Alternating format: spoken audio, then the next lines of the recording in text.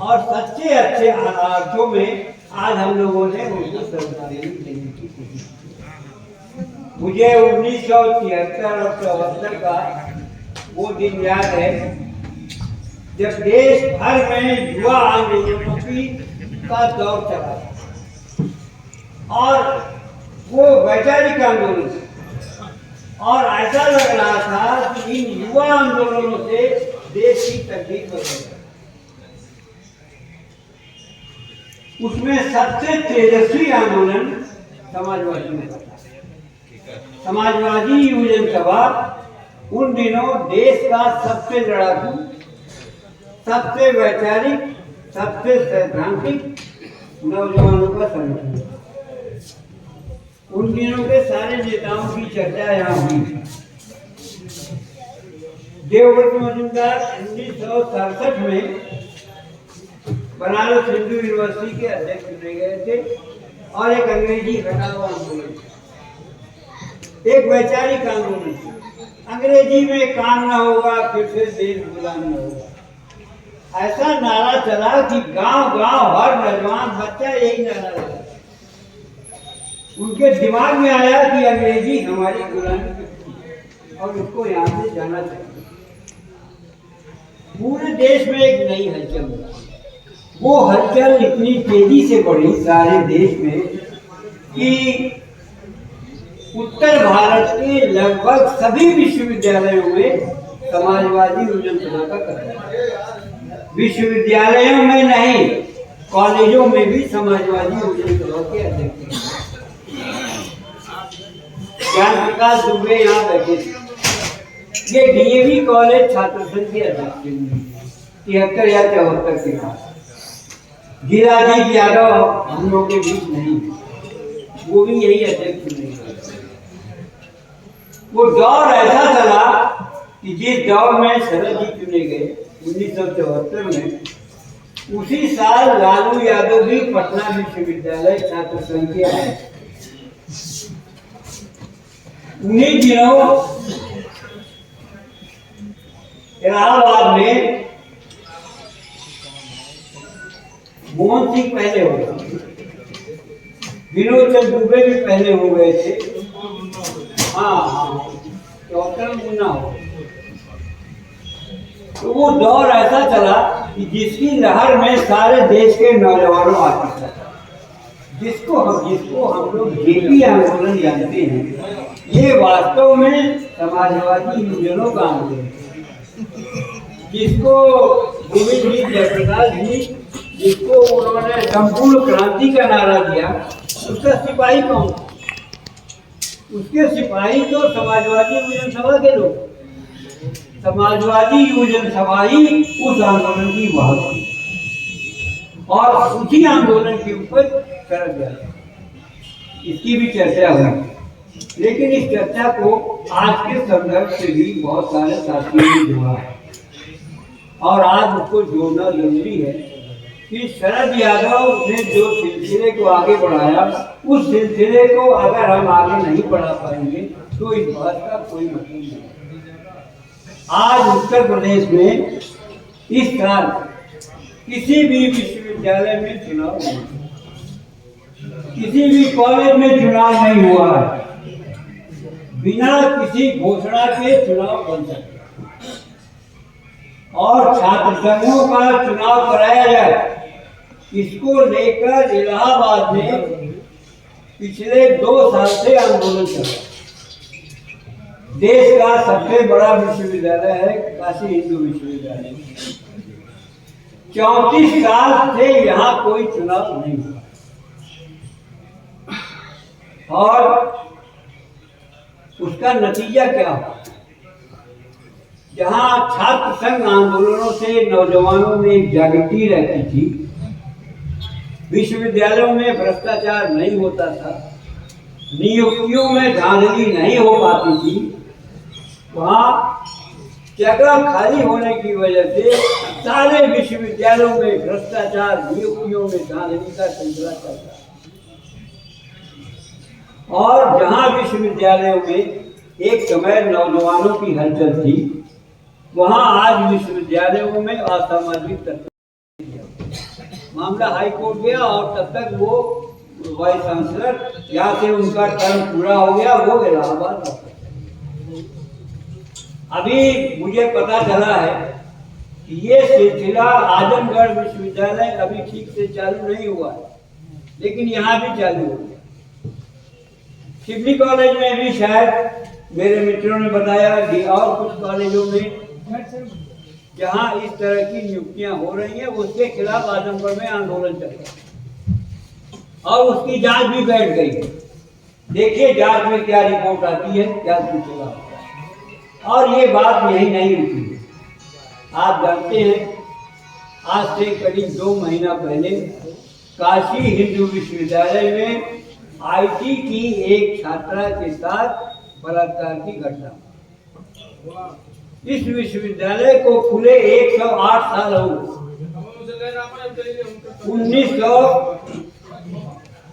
1916 में काशी हिंदू विश्वविद्यालय की स्थापना हुई थी। आज 2024 है, 108 साल में पहली बार ऐसी शर्मनाक घटना हुई है कि एक विश्वविद्यालय की छात्रा के साथ बलात्कार। सीसीटीवी कैमरे में उनकी फोटो आ गई। फोटो का पीछा करते हुए पुलिस ने अगले दिन ही उसको पकड़ लिया, लेकिन उसको दबाया गया। पता चला कि तीनों बलात्कारी भारतीय जनता पार्टी के, ये कौन प्रकोष्ठ बोलते हैं, हाँ ये आईटी प्रकोष्ठ के सक्रिय कार्य और सभी हाई स्कूल और इंटर तक। कोई इसमें ग्रेजुएट नहीं है, कभी यूनिवर्सिटी में उसने पढ़ाई नहीं की है। और उनके साथ उनके टीवी में, उनके मोबाइल में जो फोटो पकड़ी गई है उसमें भाजपा के कई मंत्रियों के साथ उनकी फोटो, प्रधानमंत्री के साथ है। हाँ, बिल्कुल सही है, बिल्कुल सही है। प्रधानमंत्री जो बनारस आते ही है वही के तो प्रतिनिधि है। इसमें जांच दबाई इसलिए गई कि मध्य प्रदेश, राजस्थान और छत्तीसगढ़ का चुनाव हुआ। अब वो पकड़े गए हैं क्योंकि उनके बच निकलने का कोई रास्ता नहीं। अब उस केस को दबाने की कोशिश की जा रही है। उस महिला पर दबाव पड़ रहा है कि तुम अपना बयान वापस ले लो। वो अपना बयान लेने को वापस नहीं ले। वो महिला उत्तर प्रदेश की रहने वाली नहीं है। ये विश्वविद्यालय जब से खुला है, देश के कोने कोने से विद्यार्थी यहाँ पढ़ने आते हैं। देश के कोने कोने के अच्छे विद्वान यहाँ प्रोफेसर रहे। अब सबका रंग बदल रहा है। उनको सत्ता का रंग दिया जा रहा है, उनको संघ का रंग दिया जा रहा है। बनारस हिंदू यूनिवर्सिटी में छात्र संघ नहीं है। छात्र संघ भवन में ताला बंद है, लेकिन राष्ट्रीय स्वयंसेवक संघ का कार्यालय सक्रिय रूप से चलता है। ये विश्वविद्यालय के, देश के सबसे बड़े विश्वविद्यालय की सच्चाई है। इलाहाबाद में जो छात्र संघ बहाली का आंदोलन चल रहा है उसमें 2-2, 3-3 बार आंदोलनकारी विद्यार्थियों की गिरफ्तारी हुई। उन पर मुकदमा दर्ज किया गया। किसी 2-2 महीने, 3-3 महीने के बाद वो जमानत पर छूट गया है। यही स्थिति बनारस की थी। जब उस लड़की के साथ ये घटना हुई तो विश्वविद्यालय की लड़कियों ने गेट पर धरना दिया। उन सारी लड़कियों के खिलाफ मुकदमा दर्ज। घटना साबित हो गई, अपराधी गिरफ्तार हो गए, लेकिन उन लड़कियों पर से मुकदमा अभी तक खत्म नहीं। ये नए किस्म का आतंकवाद। लोकतंत्र भी रहेगा, आतंकवाद भी रहेगा और गोविंदी तानाशाही भी। इतनी बुरी स्थिति 74 के दौर में। ये सही है कि आज जो मशीनरी इस आतंकवाद से, इस तानाशाही से लड़ने के लिए चाहिए, वो मशीनरी दिखाई नहीं। हम लोग तो कितने टुकड़े में बटे हैं। हमारा नुकसान ये हुआ है कि जो समाजवादी विधानसभा के माध्यम से हम हर साल 100, 200, 400 नौजवानों को प्रशिक्षित करके निकालते थे, 10 विश्वविद्यालय के अध्यक्ष मानने वाले देश भर के किसानों ने 13 महीने का धरना किया दिल्ली में। 750 किसानों ने अपनी जान की बाजी लगाई और सरकार ने से जब मुआवजे की मांग हुई तो सरकार ने कहा ये कौन है, हमारे पास इसकी कोई जानकारी नहीं। ये किसानों के साथ इनका रवैया, क्योंकि अडानी का गोदाम तो हरियाणा में पहले ही बन गया।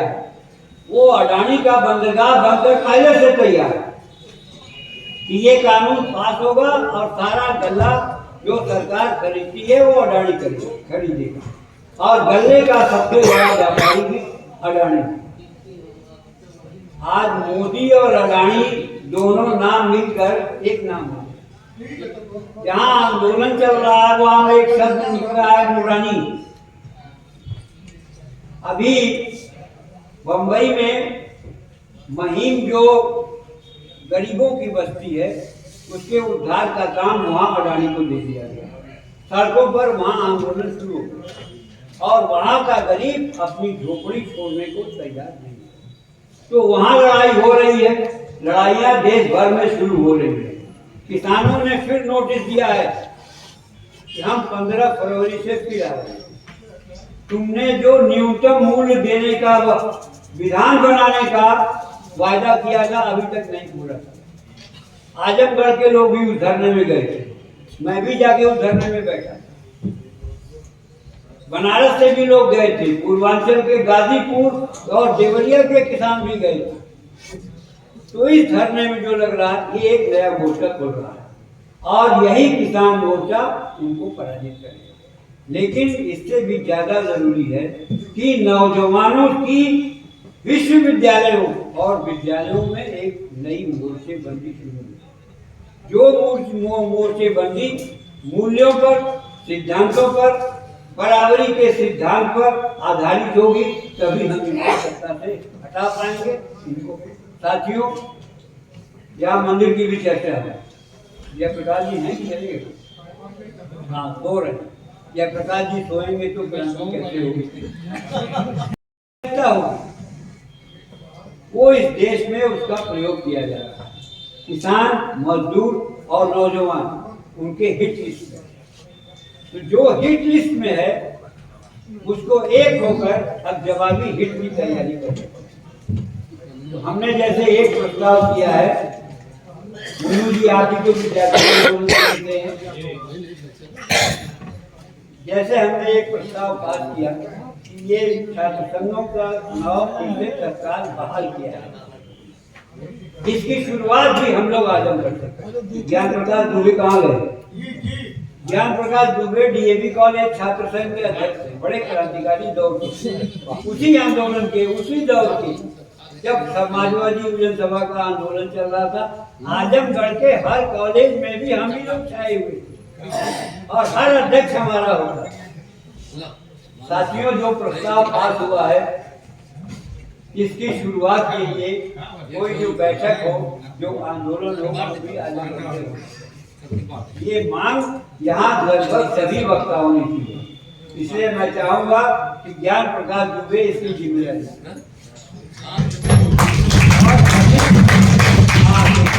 मुगल आके बैठ गए। ये भी उसी दौरान के विद्यार्थी नेता थे। वो छोड़ो यार, तुम्हारा दिल तो वैसे ही है, जवान ही है। उम्र छोड़ो, उम्र का शिकार तो मैं भी हूँ, लेकिन हमारे विचार पर कोई फर्क नहीं पड़ा। हमने अपने नेताओं को भी देखा बदलते हुए और जिनके साथ मैं लड़ा था उनका विरोध भी करना पड़ा सड़क पर उतर कर। तो ये तो चलता है। इसलिए समाजवाद भी जिंदा रहा, लोहिया भी जिंदा रहे और शरद यादव की आत्मा अभी जिंदा है। इसलिए साथियों, हम लोगों का क्या फर्ज बनता है? जहाँ से हमारा ये सिलसिला टूटा है वहाँ से हम अपने सिलसिले को एक बार फिर करना चाहिए। इस बार उतना समय नहीं लगेगा, इसलिए कि देश का किसान, देश का मजदूर, जहाँ रेल में जब 1974 में रेल में हड़ताल हुई, उस वक्त रेल कर्मचारियों की संख्या 15,000 रेलगाड़ियां बढ़ी हैं, काम बढ़ा है, लेकिन रेल में कर्मचारियों की संख्या आज घटकर 9 लाख है। उतने ही, लेकिन 9 लाख नियमित कर्मचारी हैं और 6 लाख संविदा के कर्मचारी, जिनको तनख्वाह मिलनी चाहिए 1 लाख रुपया, उनको मिल रहा है 12। ये शोषण का दौर है। और ये पैसा किसकी जेब में जा रहा है? ये सारा पैसा पूंजीपतियों के जेब में जा रहा है। और जितने ठेकेदार हैं सब भाजपा के हैं। आज आप कहीं भी चले जाइए, आजमगढ़ में विश्वविद्यालय बना, क्या इस विश्वविद्यालय का निर्माण करने लायक ठेकेदार कोई आजमगढ़ इसका ठेका भी गुजरात की कंपनी को दिया और इसकी डिजाइन भी गुजरात में बना दी गई। आज बनारस में जितना काम हो रहा है,